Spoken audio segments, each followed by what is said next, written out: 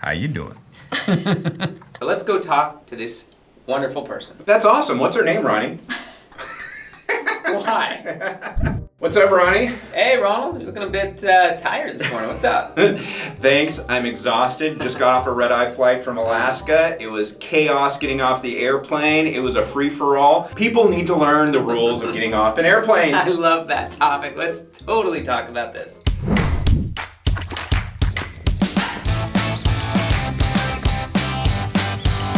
All right, so Ronald, tell me, what was so chaotic about getting off this long flight? Oh man, people did not know rule number one of getting off the airplane, which is simply get all your stuff together, all your belongings together before you even get out into the aisle. If you don't have it together, all you're doing is wasting everybody's time getting your stuff together while other people could be getting off the airplane. That makes sense, but what if some of your stuff is up in the overhead? How do you get your stuff without getting in the aisle? Okay, great question, Ronnie. So what you gotta do is before they put the fasten seatbelt sign on, you make sure it's all very organized, get stuff in front of you very organized, and then when you pop up, you've got your backpack in front of you, you grab your bag in the overhead, and you just start moving to the front. Who gets the aisle first? Like, what if you're across the aisle from someone and then isn't there an order of getting off of the plane? Like, don't you have to wait for the person in front of you? Okay, that goes to rule number 2, which is first come, first serve. Oh!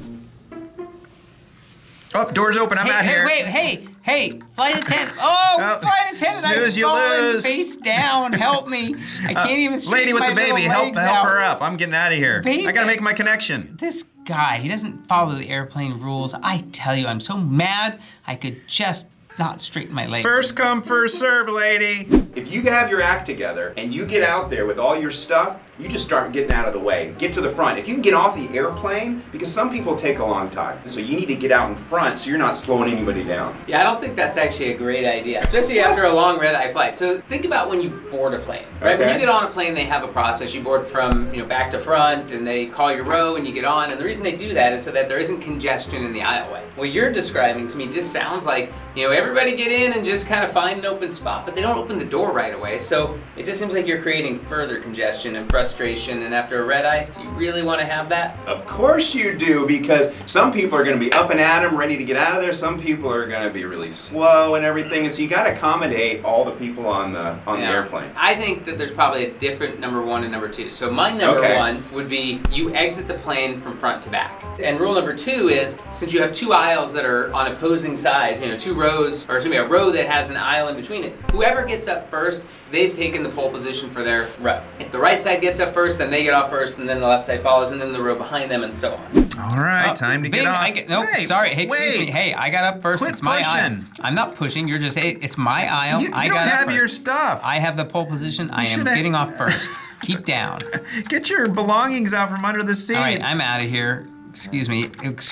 That was really impolite. Oh, wait, where's the stairs? I fell. Well, now you're going to take twice as long, 3 times as long to get off the airplane, because the way people are very, very different. Some are going to have their act together and they're going to have all their belongings ready to go, and then but there's going to be people in front of you that are going to take a really long time, and so that's going to drag everybody out. Whereas if the people who are quickest can get off first, and the people who are slowest get off last, that's going to be a heck of a lot more efficient. Oh, I can see you're with a child. Please, go ahead of me.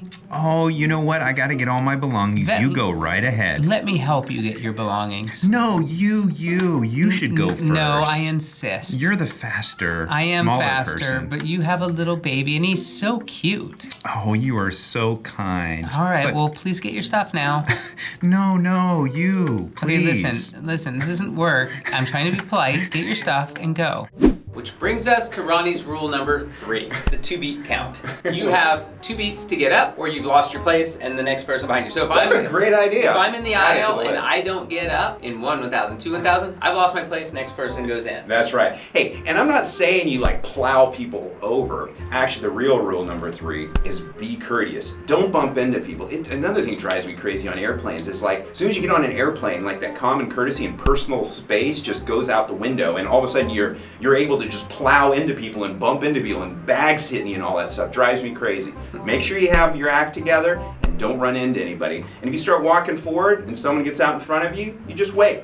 Don't say anything, just stop and wait, let them go. But if no one's in front of you, make a beeline for the door. What about the elderly? You know, people who may not move as quick and as spry as you do after a red eye. You know, what if there's an elderly woman or gentleman in front of you? What do? Just like, oh, excuse me, sit down and wait till the young folk get off the plane? Get out of the way of that person unless you're helping them. And you might want to help them. I mean, that's your choice, or you might be escorting the person yourself. Go ahead and help them. So, Ronald, you bring up a very good point with, you know, elderly and people that might need maybe 2.5 beats or even 3 beats. And I don't want to say that it's a hard and fast rule that it has to be 2 beats, but maybe your beat could be like 1 Mississippi, or it could be 1 Mississippi. It's still 2 beats. It's just sometimes you gotta look around and, as you said, be courteous and respectful, and that if somebody needs a little extra beat, or maybe you need to help them, a little coach them along, you know, help grab their bag, do those things. Help keep the order here. And I think the last thing that's the most important part of this whole process, once you actually get to the door of the plane, don't wait for people. Let's say you were the spry young,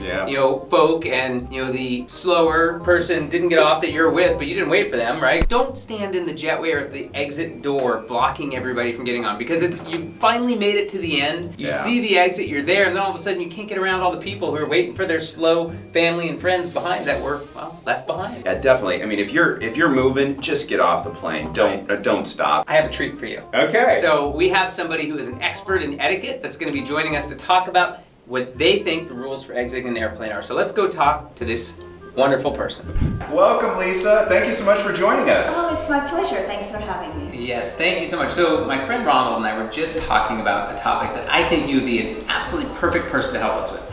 Rules of exiting an airplane. He just got off of a long flight and was walking through all the rules, and I said, look, there's got to be a process to this. So I'm curious, are there rules for exiting an airplane? I think everyone needs to be mindful and help other people.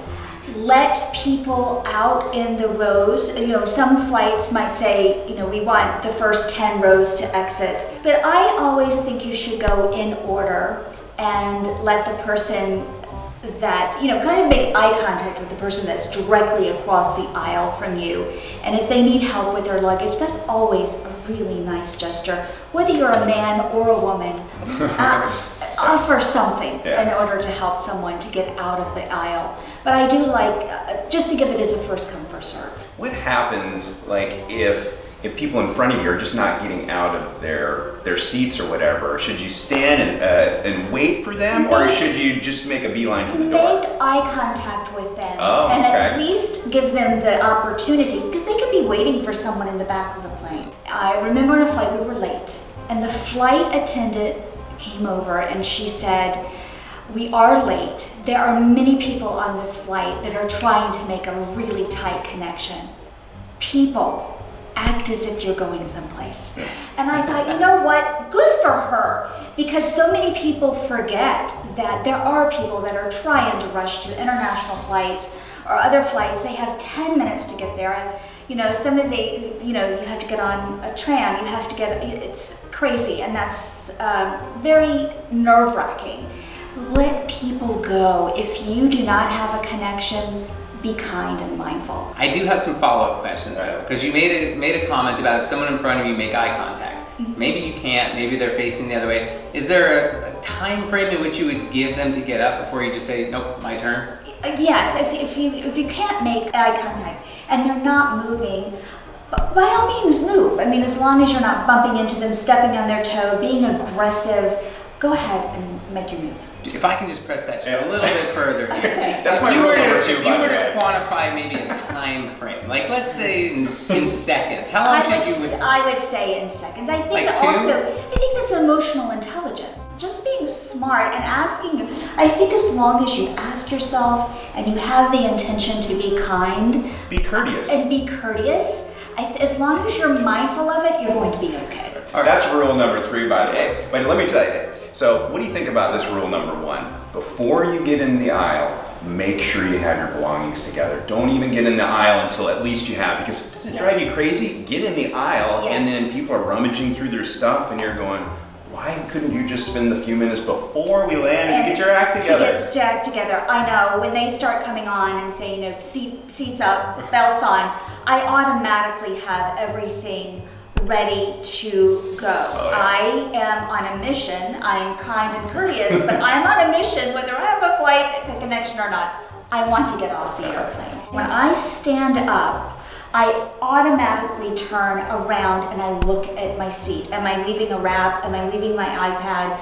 Do I have my phone? My phone is the most important thing. If I have my phone and my handbag or my laptop, I'm okay. You talked about this making eye contact, which I really like, although some people are very awkwardly not wanting to make eye contact. Yes. If you have two people they're on the opposite sides of the aisle, how do you determine who gets up first? Let's take the eye contact aside. Like, what's the general rule, like who gets up first? And then because that side got up first, does that mean their side gets off before the other side? Like, what are some of your thoughts on that? Again, that's a situation by situation, and I ask you to use your emotional intelligence. So let me give you a few examples. If I'm sitting, I like to sit on the aisle, and let's say I have an elderly woman that's sitting across from me. Yeah. I always defer to her. Or a gentleman. I always defer. And actually, I'm petite, but I still offer to help in any way that I can to help her with her luggage. Maybe it's a mother with a child. I always defer to the mother with the child. Yes. What if they don't need any help? What do they say? No, I'm good. And then that's all that's necessary. That's it. That's it. And you can make a beeline for the door. You did your part. You're good. Go for it. So basically, your recommendation and guidance here is that use your brain. Use your brain. And be courteous when doing it. Yes, absolutely. The intention of being courteous and giving people grace. Just think that people are doing the best that they can with what they have, and you never know the other person's circumstance. Yeah. They could be stressed about a family event that's going on. You just don't know. I would say extend grace. But if you have the intention to be courteous, you're A-okay. Excellent. Well, thank you so much, Lisa, for joining us. Your input on this is invaluable, and we certainly appreciate it. Absolutely, my pleasure.